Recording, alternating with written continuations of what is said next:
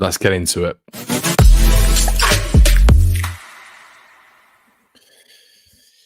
Hello, everybody. Obviously, you can see that I'm in a bit of a different environment. Apologies for the lighting, but a lot of you are probably here for my thoughts on this, not for the visuals. See, a lot of you are in the chat right now. Hello, welcome all. I can see a few familiar faces, probably a little bit pixelated. As I say, look, different environment right now, unfortunately, but you might have to deal with it for the next week.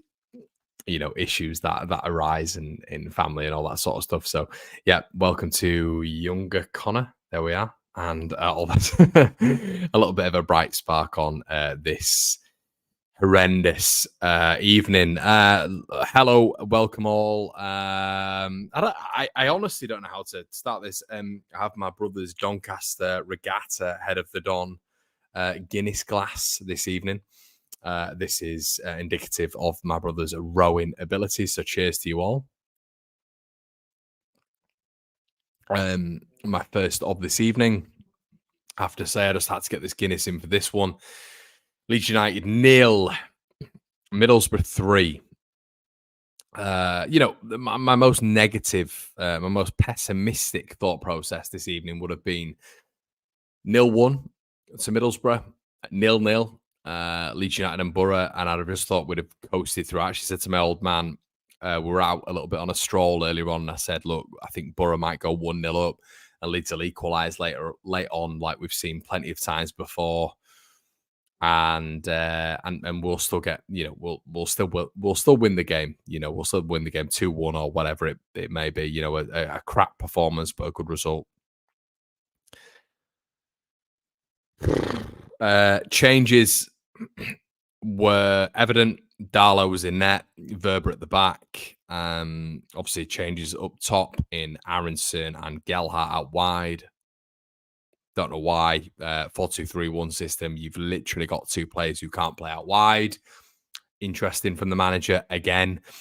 Pat Bamford up front, who we'll get onto in a little bit, but yeah, Middlesbrough as well. I believe they made 6 or 7 changes as well themselves. Obviously, they won on the opening day, I believe, as well. So we're here to focus on Leeds, not Middlesbrough as much. The first time Borough have won at Ellen Road in 13 years. Let me say that again. This is the first time they've won in 13 years.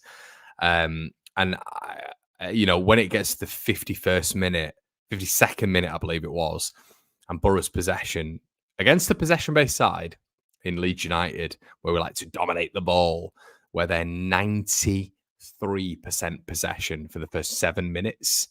It's pretty indicative of what's going to happen. And it did 0-0 in the first half. And that's another question I've got right there, everybody. And we're going into the second half, 0-0. And then you're getting Leeds coming out in the second half and losing 3-0. Should have been 4. Isaiah Jones should have scored 2 more.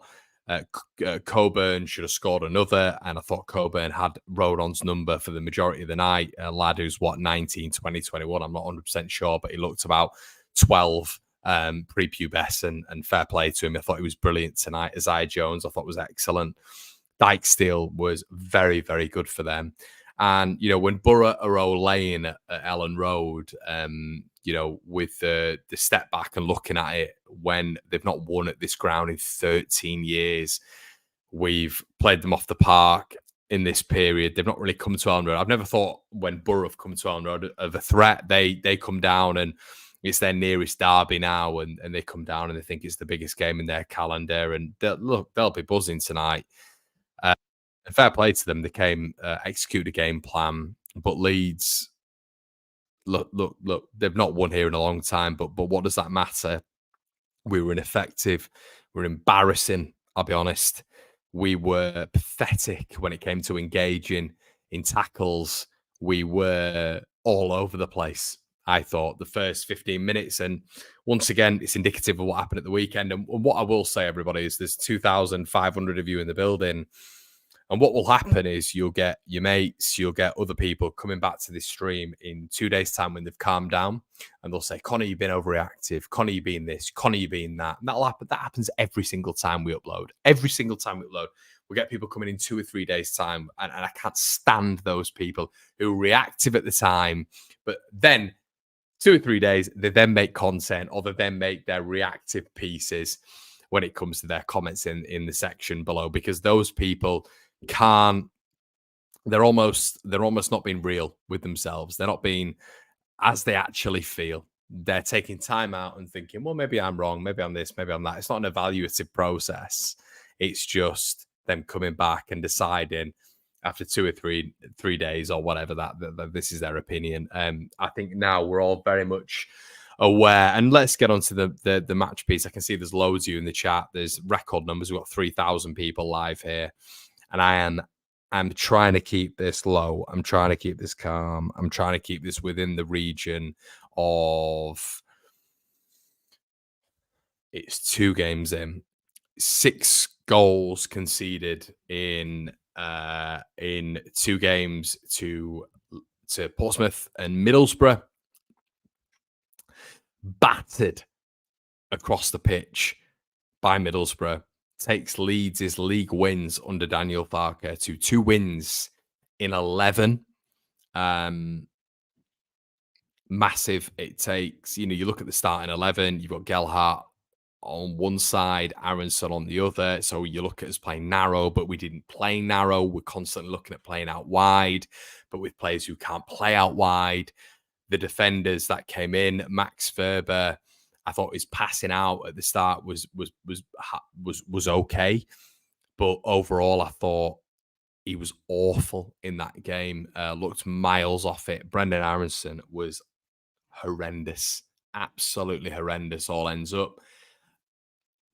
Ethan Ampadu had a poor showing, really poor showing through the core of the side. And we were looking to our bench again. You look at Willie Nonso, you look at Jorginho Rutter, and you are looking to that with a 20-odd man side, which is worrying. Now, what I'm worried about as well is the fan narrative that we made so many changes. So did Borough. Borough made a lot of changes. Please do not let yourself fall into this narrative that we made loads of changes, because Borough did as well. Easy, plain sailing, not difficult for Borough. Could have been 7, could have been 8. Leeds were atrocious. And this, everybody, is not because certain personnel were out. Don't get me wrong, if Nonso was in there, Rutter was in there, we'd have made, probably more chances, but there is structural deficiencies. There is tactical deficiencies. And whatever the Twitter stands say to you about how everybody else is an idiot, this, that, and the other, we are all very aware of the eye test. That, and against Portsmouth, is not good enough. There are problems. Massive, massive problems. And if the manager cannot sort out them problems, of which he evidently can't do, I know we're only 2 games in, but we've got West Bromwich Albion at the weekend, which, if we're conceding 6 goals in 2 games between Portsmouth and Middlesbrough, I'm slightly worried about going up against the Carlos Corberán side, to be quite frank. So I think we've got to take a step back here and look at the, look, let's take a step back. Let's look at the realism of this. Leeds do not look great right now. Going forward, the guy up front in Patrick Bamford, as I say, a lot of unfortunate, and listen to the majority of you as well, we get a 1%, 2% margin of this on this comment section of thickos who believe that I cuss Patrick Bamford's personal life out, of which I do not. And it really irritates me that, because Patrick Bamford has been I really enjoy what Patrick Bamford does on the podcast scene. I'll be honest, I watch it every single week when he does stuff with Joe Wilkinson. I enjoyed it when he was part of the Leeds United podcast network. I genuinely did.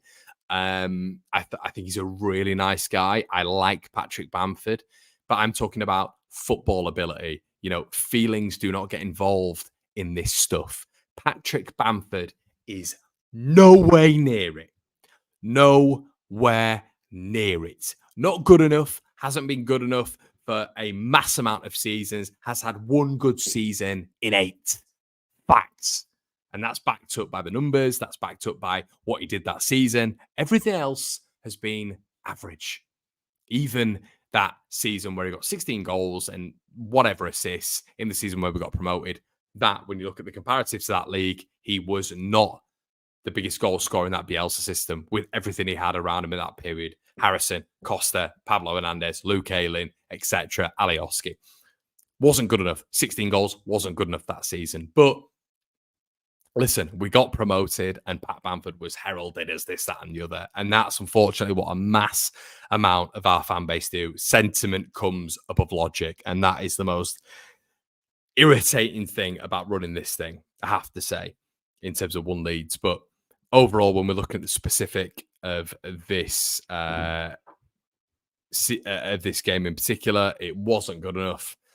Leeds United were miles off it. Isaiah Jones had the run.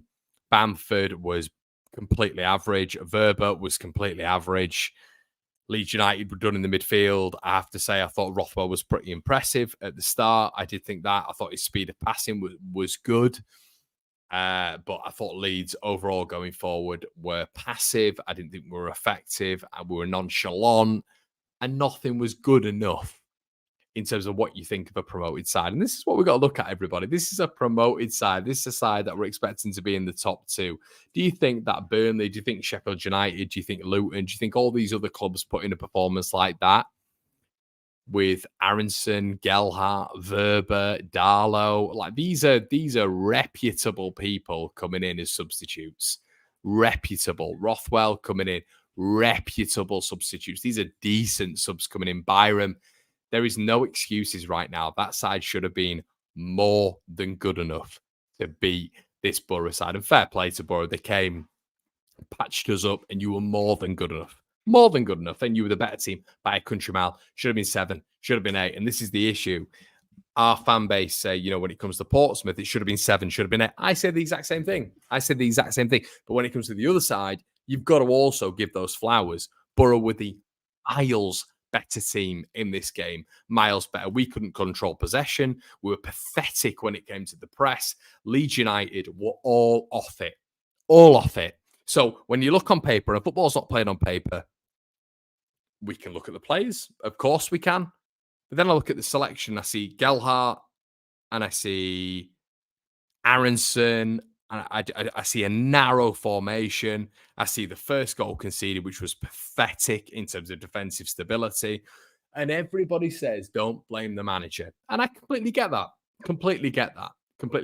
But a systematic framework, a tactical framework doesn't enable that to happen because of a press, because of a quality and coherent 2 pivot.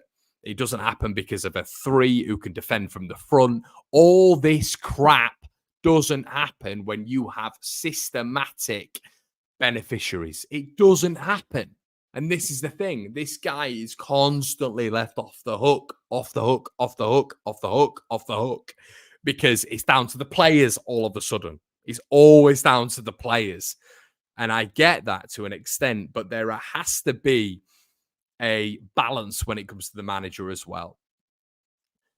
Tactical, apparently in the first game, I'm seeing everywhere else. I'm seeing on Twitter, I'm seeing everything else. There's development in his tactics. There's half spaces which have been exploited. There is this, that, and the other. We drew the game 3-3. We've come into a Middlesbrough game. We've made changes, but I'm not looking at those changes and thinking, wow, these are massive quality differences. I'm thinking maybe positional. I'm looking at how narrow we are in terms of Gelhardt and how narrow we are in terms of Aronson, of course, because they're going to cut inside because they can't beat players for pace. But I'm not looking at it and thinking, wow, these are massive player quality differences, because these are £30 million players. In Gelhardt, he's been a huge player in terms of what we've been seeing in terms of potential and ceiling. Look at Byram. I'm getting told that every single week. He's Sam Byram. Oh, he gives it every single week, gives everything, and he can play everywhere, right back to left back, centre back. Connor, don't criticise Sam Byram. I'm being told that, everywhere else when we make these changes, that look, certain individuals can come into these certain places and deliver. And I've said the exact same about Joe Rothwell. I'll be honest, I thought Joe Rothwell was good for a large portion of it. I thought Rothwell was quick and incisive with his passing, of which I've said to him, I've said he's a big positive of Joe Rothwell in there. But I don't think, I think he's been let down by other players in that side tonight. I think he's been massively let down. Bamford comes in, shite, SHITE, shite, gives us nothing going forward, gives us no focal point, gives us no running off the last man, constantly giving away free kicks, giving us no potency in the attacking third, offering nothing. And these are the certain individuals that have been posed to me as the players that are okay. They're good enough. Patrick Bamford, I've said this for 6 years. I've said this when we were going up. When we were going up in the championship with this guy, he is nowhere near good enough for Leeds United. Reset your expectations. If you are a fan who thinks Bamford is good enough, I want you to sit down tonight, have a Guinness, have a tea, have a herbal, have a chamomile, do something in your mindset which is going to calm you down, which is ironic coming from me right now. Reset your expectations for what you started supporting this club for what this club stood for. Patrick Bamford, as much as I think he's a fantastic person, as much as I've really invested in Patrick Bamford as an individual, a person at Leeds United, I think he's a lovely person. Off the pitch, on the pitch, nowhere near good enough. Nowhere near good enough. Brendan Harrison did not prove it enough tonight. A real good time for you to prove that you are a man, listen, who can physically, for 90 minutes, prove almost your starting worth. Inside, outside, what can you do? Can you create things? Can you do this? Can you do that? Nothing. No physicality. Joel Peru in that 10. Fucking hell, man.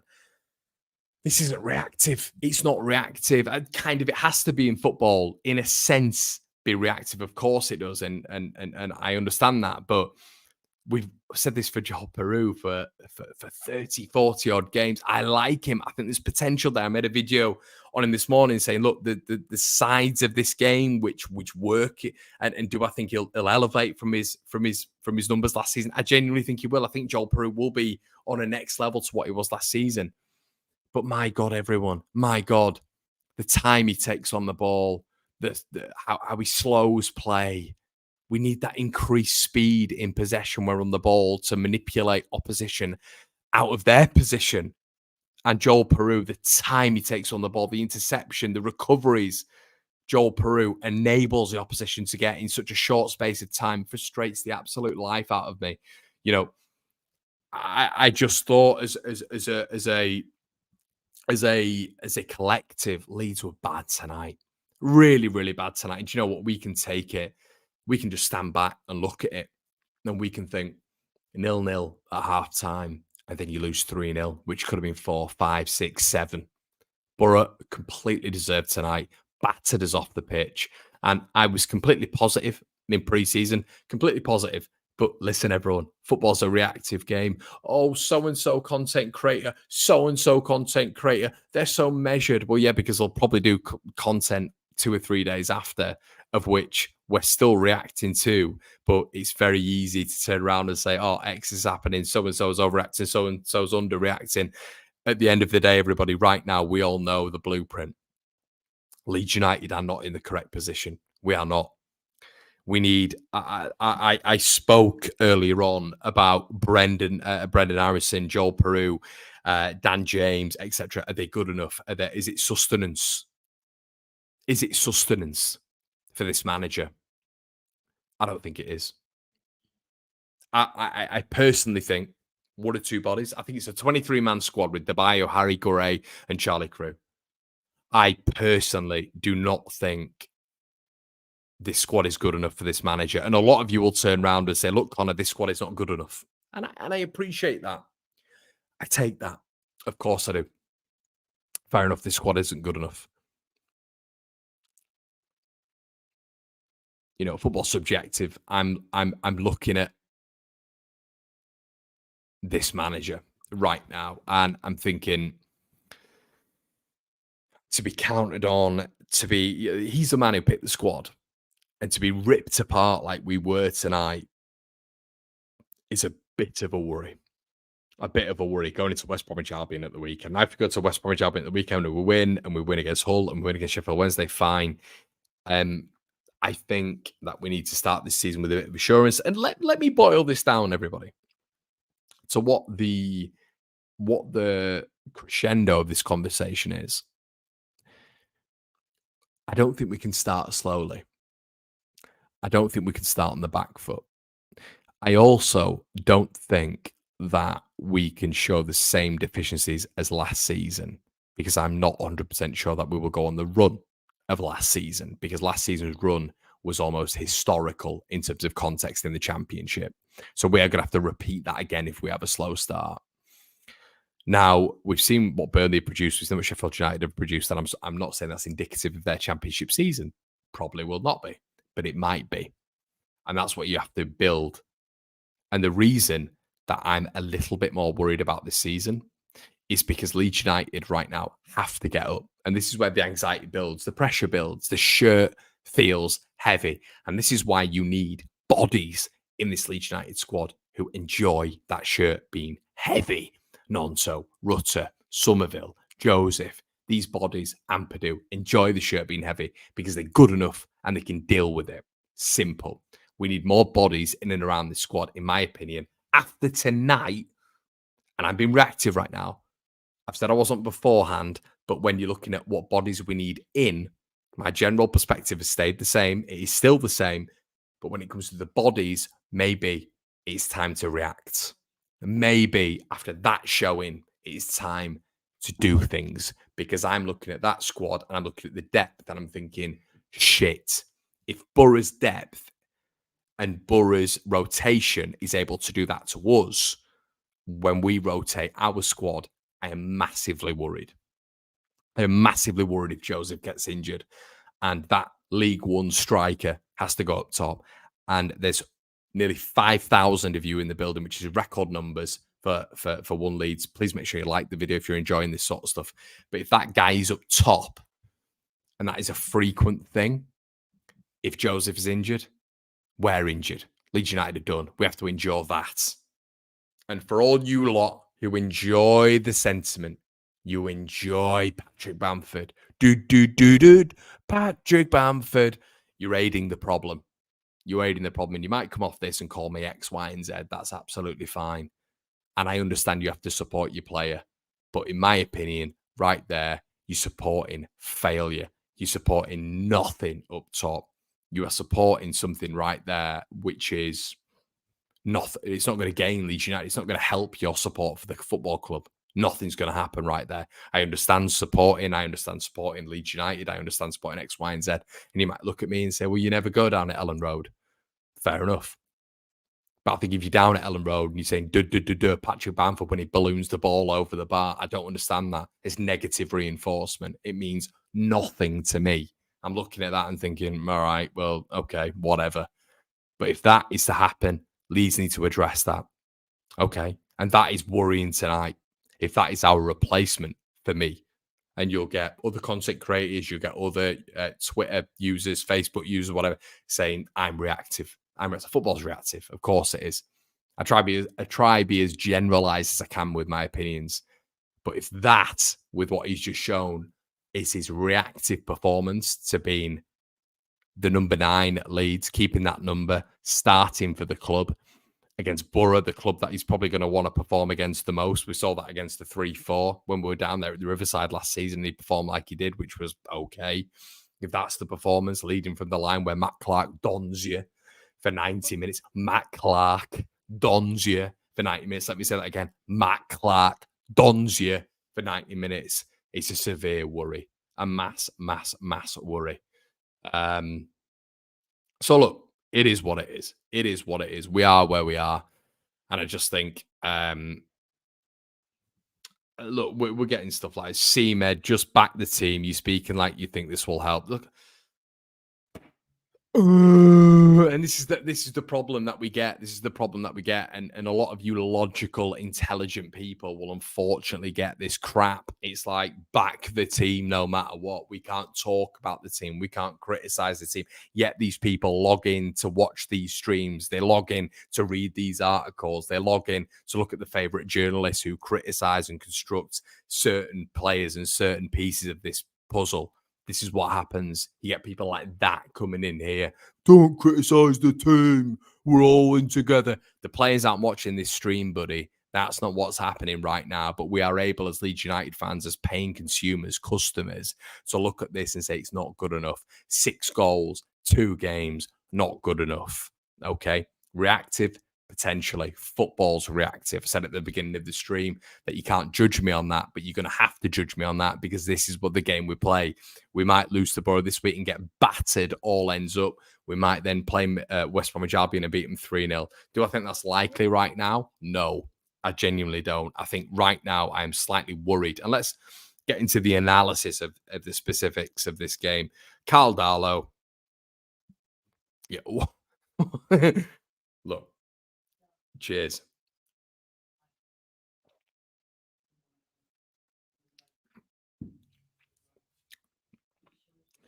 We had this chat and Brownie spoke to me off air, and I'm not going to get into the specifics of what Brownie said, but Brownie was a pro.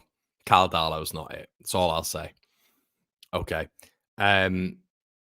Right side, when it comes to sort of a Byram and a Firpo back, wing back. Firpo was poor tonight. And what I will say is there's nearly 5,000 of you in the building. This is a match critique and a bit of a general critique as well, but it's more of a match critique. I'm not saying I hate these people. I don't hate these people. I'm sure they're lovely people. I'm not attacking them personally. I'm talking about their footballing ability.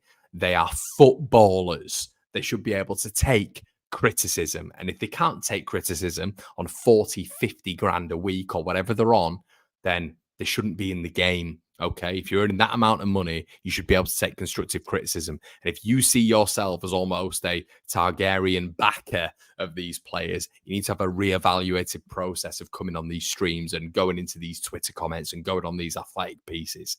You need to understand that players can be constructively criticized. People at work can be constructively criticized. Everybody can be constructively criticized. I can be. I don't care. I'll get lots of abuse in the chat. But the constructive stuff, I'll go away and look at and think, maybe I should adapt this. Maybe I should adapt this. Maybe I should say this. Maybe I should say that. We'll have a conversation about that. But to not criticize players for performances like that for your club when you're the paying customer, I don't know what you are. You're just a happy clapper, a complete happy clapper. Okay, that's for your club who's been in the Champions League, who have been first division winners, who've been competing for the majority of the first division status at the top of the first division status is an embarrassment. Okay, 2 decades out of it, I understand that. Of course, I understand the overall pizza. I understand the overall pie of what Leeds United are about right now. But we've been relegated very recently. We should be the big dons, the big donnies in this division, everybody. For people to be sitting and like accepting these standards. Corporate balls. We don't want to go up to the corporate balls. We want to be playing against Sheffield Wednesday and Derby. We don't want to be playing up against your likes of Aston Villa and your likes of Man United and Man City because they bring in we don't want to be getting beers in this stands. We don't want to be getting hot dogs in the stands. Shut up. Shut up. If you're in the Premier League, you're getting X, Y, and Z. You're not selling your Archie Grays. You're not selling your Somervilles. It's not happening unless you're getting some of the big dogs coming in for them. Right, if we're in the Premier League, X, Y, and Z are happening where Leeds are in a very, very good status. Okay, a massively good status when it comes to the financial prosperity of the club. Right now, we're in a situation, if we look at Daniel Farke, where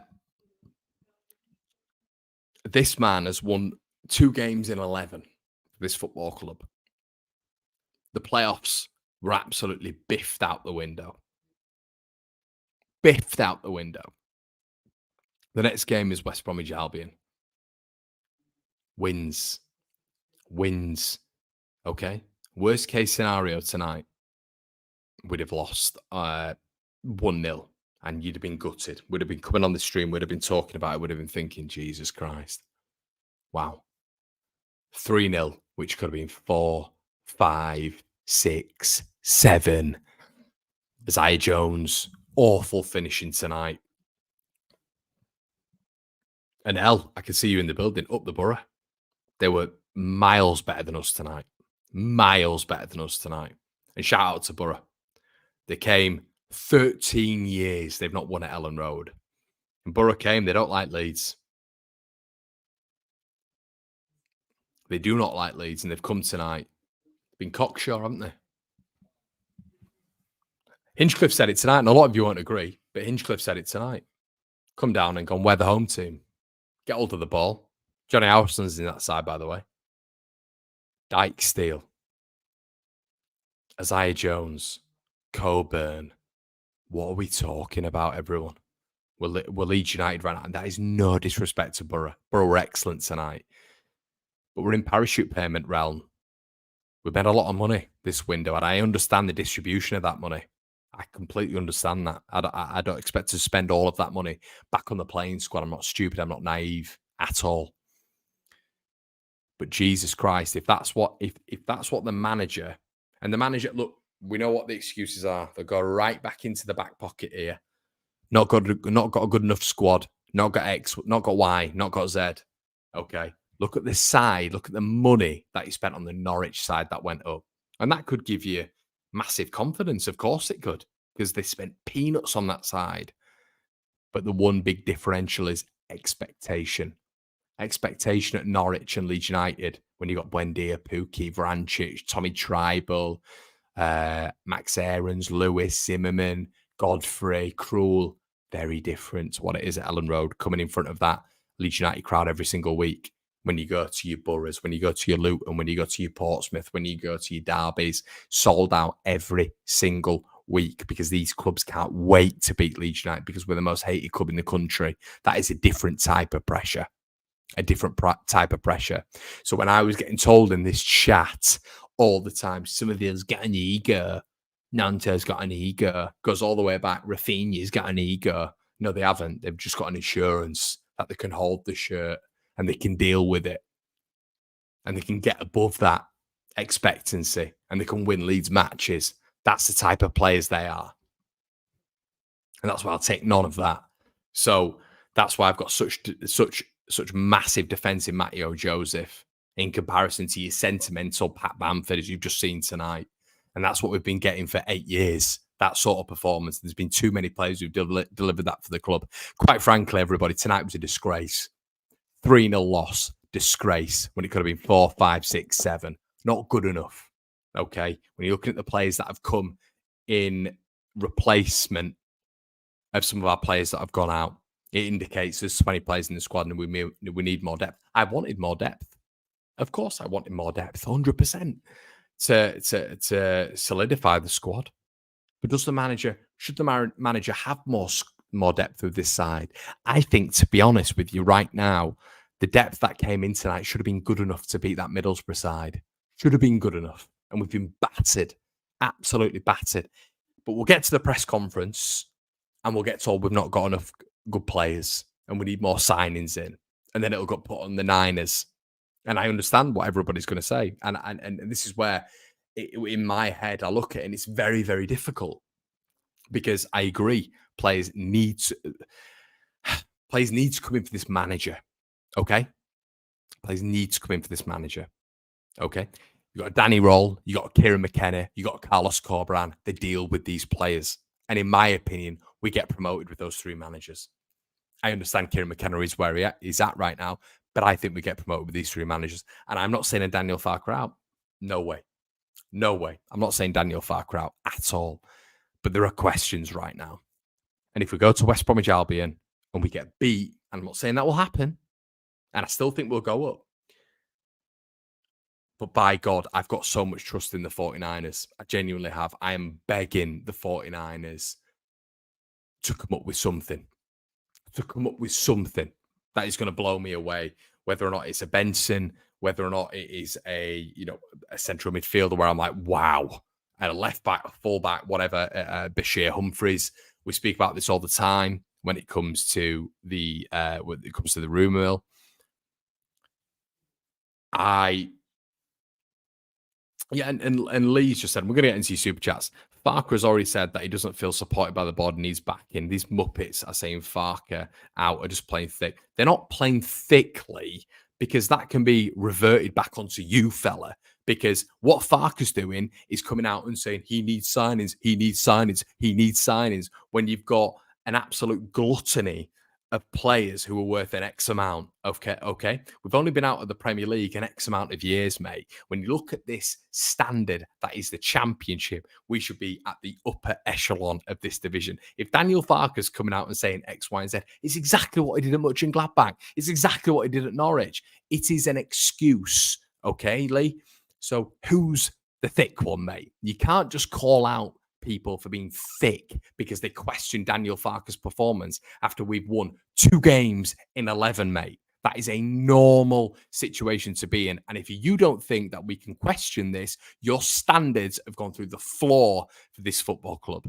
Your standards are on their arse. If you can't think we can question a manager who's got 2 wins in 11, including a playoff campaign, which saw us get beaten by Southampton for the 3rd time running by a budget manager in Russell Martin, it is not good enough. Okay, so he needs to develop as a coach. Of course he does. Now, has he got very good players at his disposal? Of course he has, and you are right, 100%. And does he need bodies adding? I think we'd like that. Of course we do.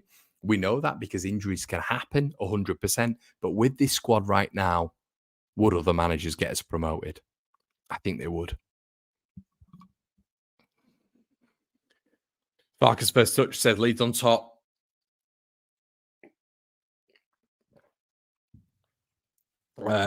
Don't score.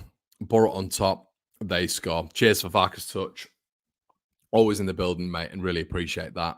Yeah, and I agree with you, man. I agree with you. And look, it comes to that standard again where it's the intensity for the first 10, 15, 20 minutes. What happened? 10, 15, 20 minutes, we're on top. And then we saw it. What else did we see? 10, 15, 20 minutes, and then we drop off. How many times did we see that last season? On and on and on and on again. Ball bounced off Paddy for the second. Don't want to get into it, mate. Timbo, shout out to you, bud. Daniel, top member of the channel, mate. Thank you so much. Bamford is awful. At least now Leeds also need a new goalkeeper and a new centre back. Look, man. Tonight is the time where Carl Darlow comes in, right? Carl Darlow comes in and goes, I'm the man.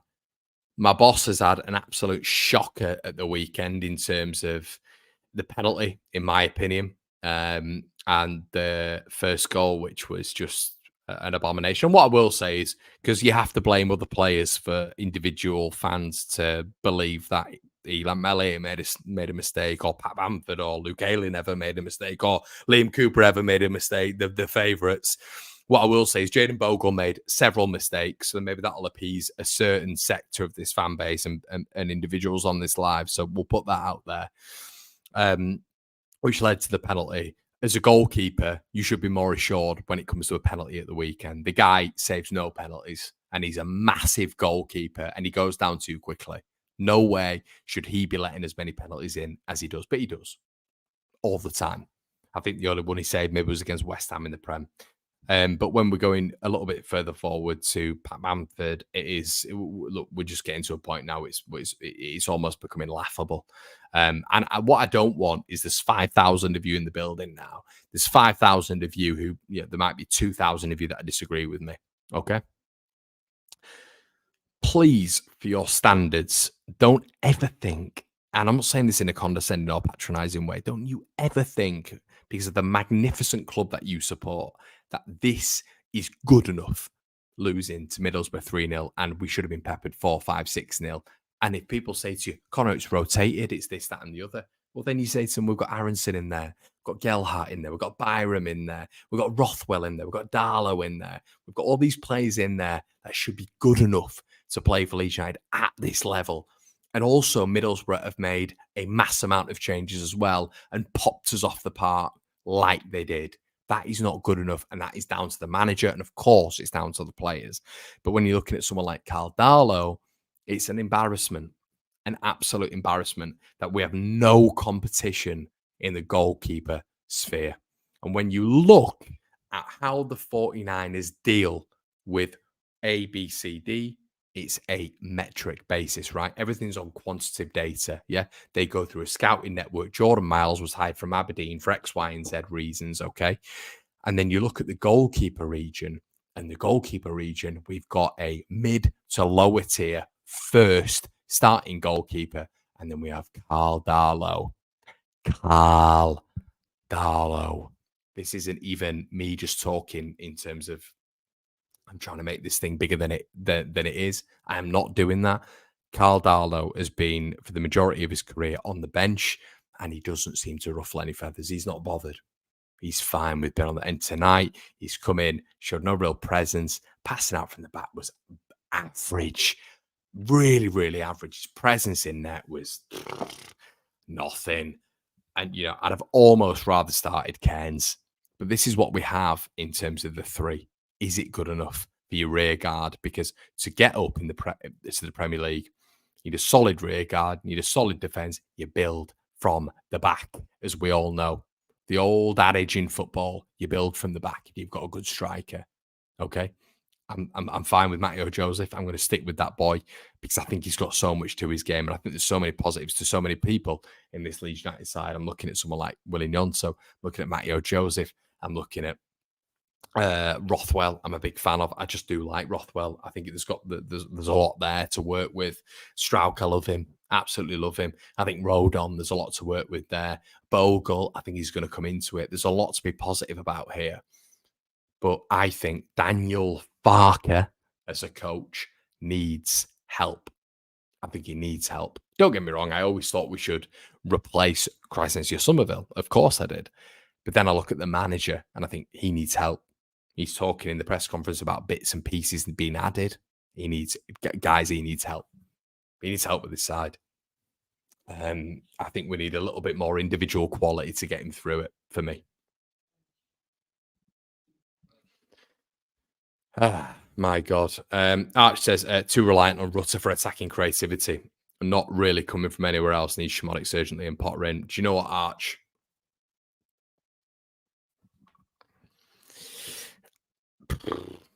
Sip of Guinness.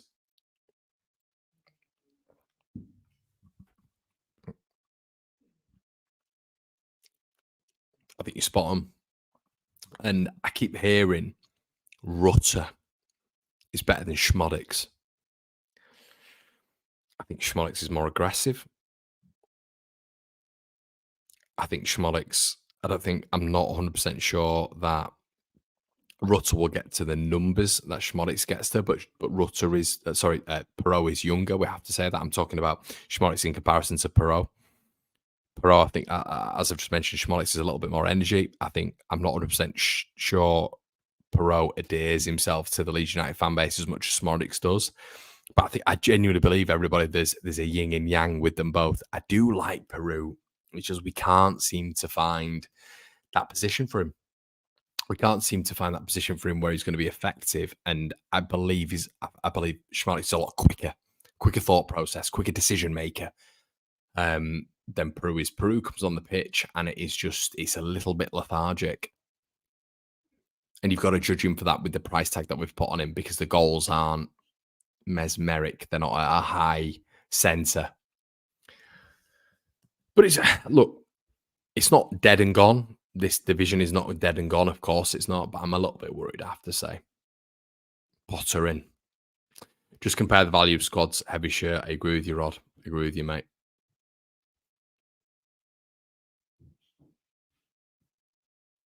There's not a lot of you are disagreeing, which is mad when there's over 5,400 of you in the building over all platforms. There's not a lot of you disagreeing. Guys, listen, if you want me to do this after every game, please slap a like on the video. We're going to be back with the watch-alongs against West Bromwich Albion. We're getting a few bits sorted. It's been my brother's birthday tonight, so we've not been able to do it.